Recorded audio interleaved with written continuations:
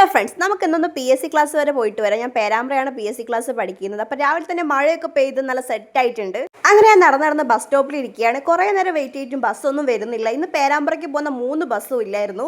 Finally bus വന്നു guys. പക്ഷേങ്കിലുണ്ടല്ലോ ഒടുക്കത്തെ തിരക്കായിരുന്നു. കാല് ഊത്താൻ പോയിട്ട് നമുക്കൊന്ന് ശ്വാസം എടുക്കാൻ പോലുള്ള ഗ്യാപ്പ് ഇല്ലായിരുന്നു. പക്ഷെ വേറെ ബസ്സൊന്നും ഇല്ലാത്തതുകൊണ്ട് നമുക്ക് അതിൽ കയറിയേ പറ്റുള്ളൂ. അങ്ങനെ അത്യാവശ്യം ഒന്ന് ഒതുങ്ങിയൊക്കെ നിന്ന്, കാരണം നല്ല തിരക്കിൽ എല്ലാവർക്കും പോകണ്ടല്ലേ. ഈ കണ്ടക്ടറിനൊന്നും തള്ളിയിട്ടുണ്ടെങ്കിൽ കണ്ടക്ടർ എന്തായാലും താഴെ വീഴുമായിരുന്നു.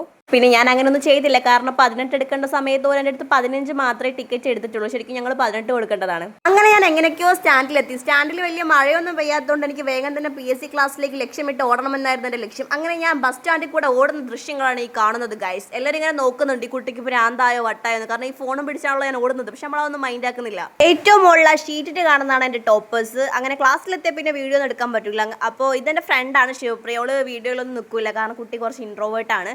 അപ്പോൾ അങ്ങനെ എല്ലാം കൂടെ വൈകുന്നേരമായപ്പോൾ ഉള്ള ദൃശ്യങ്ങളാണ് നിങ്ങൾ ഈ കാണുന്നത്.